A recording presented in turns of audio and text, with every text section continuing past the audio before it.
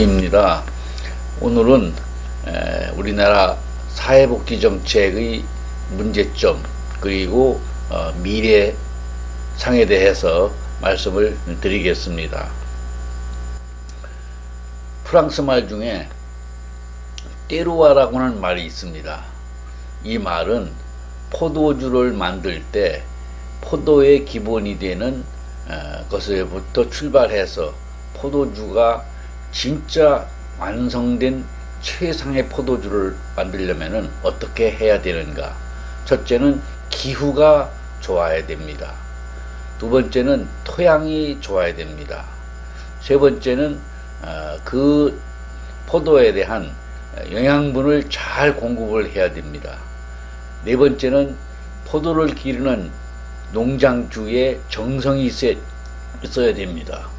이와 같이 포도주를 만드는 데에도 이렇게 하늘이 돕고 인간이 돕고 모든 것을 함께하는 그것이 훌륭한 포도주를 만든다고 했는데, 우리나라의 복지정책도 그와 비슷한 상황에서 비교를 한다면 복지정책을 추구하는 시대적인 상황, 그리고 우리나라 국력의 수준, 그리고 지도자의 정치 역량, 그리고 지도자의 정치 이념, 이런 것들이 한꺼번에 조화가 돼서 한국의 복지정책도 형성된다라고 봅니다.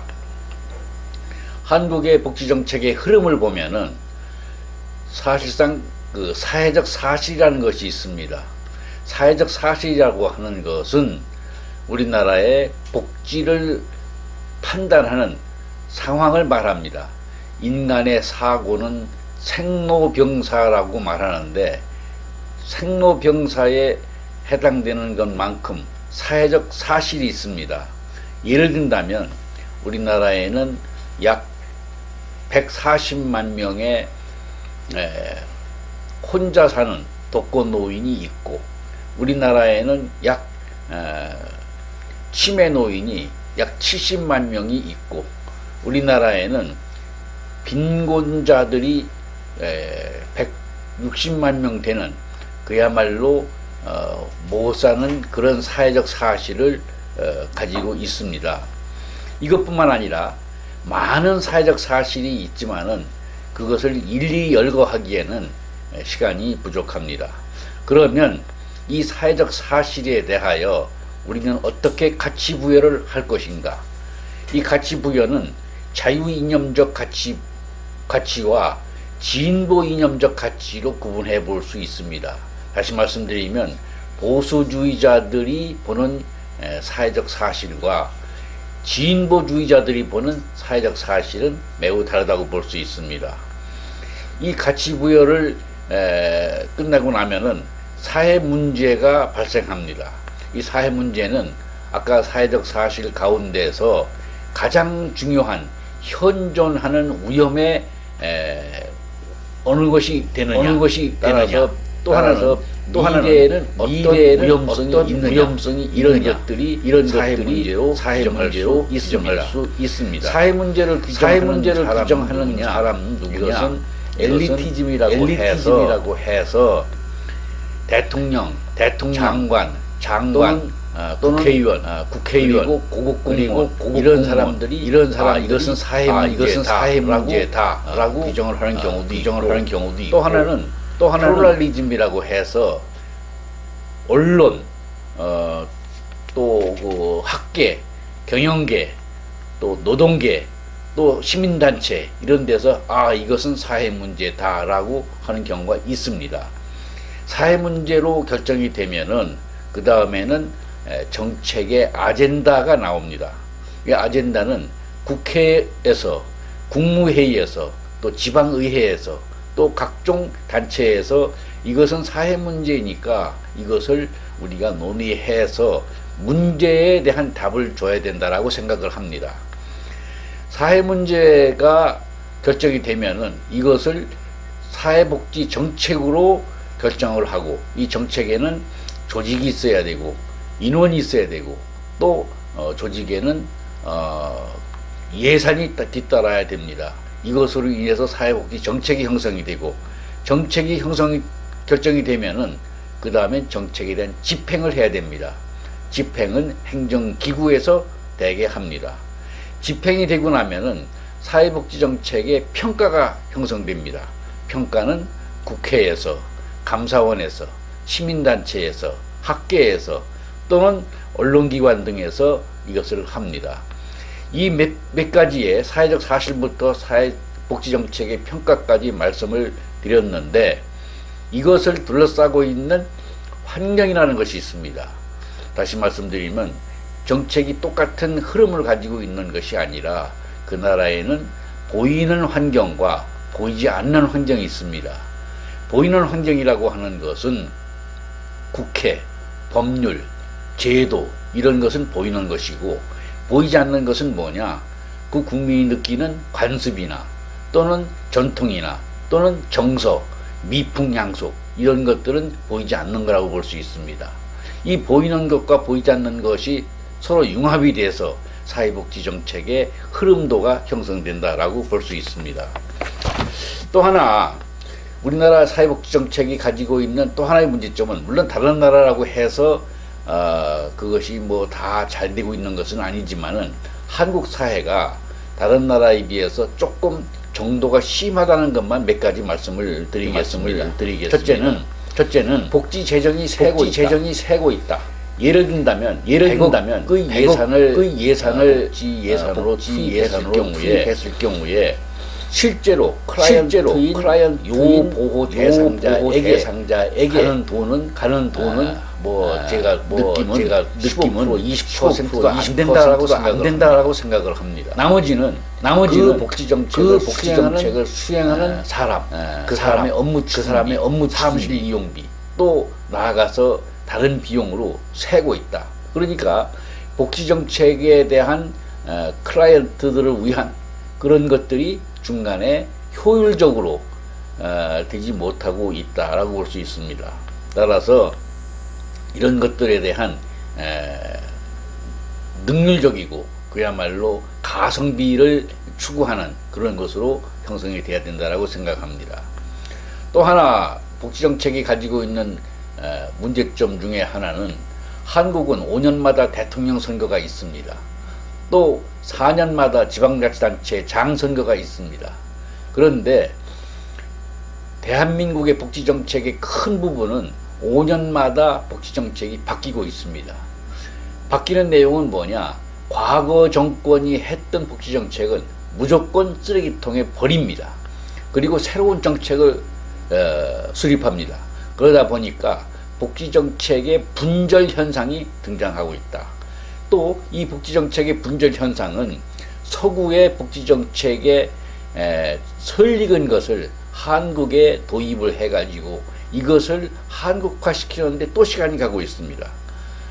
그래서 이런 것들이 전통적으로 과거 정권이 했던 것을 그대로 좋은 것은 이어나가고 나쁜 것은 그야말로 없애버리는 그런 것이 아니라 무조건 바꾸는 이것은 그렇게 클라이언트들에게도 좋지 않고 국가의 운영상 별로 좋지 않은 것이다라고 생각이 듭니다. 또 하나는 우리나라는 복지행정기구가 여러 군데가 있습니다. 우리나라 행정기구는 지금 세계적인 경향은 작은 정부가 좋은 정부라고 하는 그런 일반적인 흐름이 있습니다. 그런데 우리나라 행정부는 각자 자기들의 영역을 가지고 차지하려고 행정기관끼리 서로 갈등과 충돌을 합니다. 하나 예를 든다면 노인들의 또는 고령자의 취업을 알선하는, 취업을 정책을 결정하는, 취업을 집행하는 기구가 고용노동부와 보건복지부가 있습니다. 거의 비슷한 내외의 노인들을 대상으로 해서 취업을 시킵니다. 그런데 이 과정에서 각각 조직을 굉장히 많은 조직을 가지고 있습니다. 이러다 보니까 벽이 두꺼워지고 예산을 서로 사람도 채용하려고 하는 이런 속에서 효율적인 것이 효율적인 것입니다. 일본에도 그 노동성과 그 후생성이 이와 똑같은 현상이 있었습니다.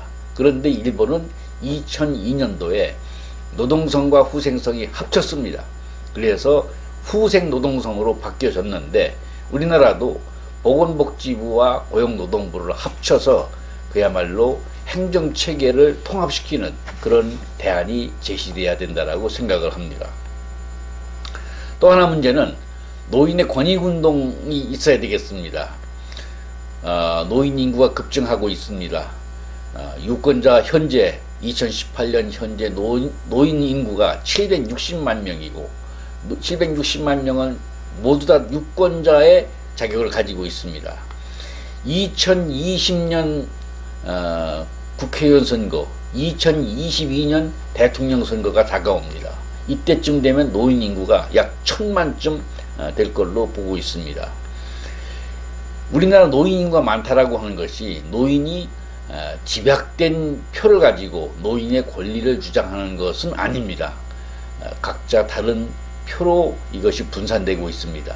그러나 이런 과정에서 노인들의 권익을 노인들만이 주장을 한다는 그런 이기주의적 관점이 아니라 미국의 AARP처럼 은퇴자 협회를 우리가 조성을 해서 노인들의 권익을 주장하고 노인들의 표를 노인들의 그 이익을 위해서 노인도 이익뿐만 아니라 만약에 국회의원이나 대통령에 출마하는 사람들이 사회복지 정책이나 노인 정책에 대한 주장을 했을 때 이것을 직접적으로 모니터링하고 나아가서 그들에게 잘못된 부호를 내거나 공약을 내걸면 그 사람을 퇴출시키는 이런 방안도 우리가 모색을 해야 된다라고 생각합니다. 이것이 되지 않으면 정치인들은 포퓰리즘으로 일관하게 되고 포퓰리즘의 달콤한 맛을 가지고 있는 유권자들은 그것을 따라갈 수밖에 없고 그렇게 되다 보면 우리나라 재정이 어떻게 되겠습니까? 따라서 노인의 권익운동이 필요한데 노인의 권익운동이 노인들의 이익만 추구하는 이기적 입장이 아니라 전 국민의 사랑과 전 국민에게 봉사하는 그런 단체로 돼야 된다고 생각합니다. 마지막으로 우리나라 국민에 대한 자원봉사의 중요성을 말씀드리겠습니다. 자원봉사는 무보수로 자발적으로 그리고 각자의 능력에 따라서 조직적으로 하는 것이 자원봉사의 개념이라고 합니다. 우리나라에서 자원봉사는 일반적으로 그렇게 많지가 않습니다. 한 15%, 미국의 한 50% 국민이 자원봉사를 한다라고 하는데 우리나라 노인들의 자원봉사는 6.5%에 불과합니다. 미국에서 철도 파업을 하는 것이 가장 무섭답니다. 그런데 철도 파업보다 더 무서운 것이 뭐냐? 자원봉사자들의 파업이랍니다. 자원봉사자가 파업하면 미국 사회가 돌아가지 않는다 이런 말을 하고 있습니다. 자원봉사는 저는 그 논어에 이런 말이 있습니다.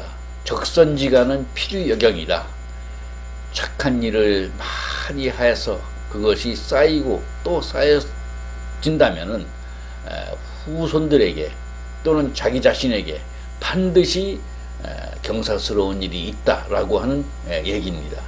우리가 뭐 경사스러운 일을 바라기 위해서 자원봉사하는 것이 아니라 인간에게 가장 아름다운 일은 자원봉사이고 자본주의 사회에서 지극히 이기적이고 자기중심적인 사회에서 남을 위해서 어렵고 힘든 남을 위해서 봉사하는 아름다운 것이 어디 있겠습니까? 인간은 원래 이기적인 존재입니다. 따라서 이기적인 것을 끝까지 추구하는 것보다 남을 위해서 봉사하는 것이 결과적으로 국가에 도움이 되고 사회에 도움이 된다라고 생각이 됩니다. 이상입니다.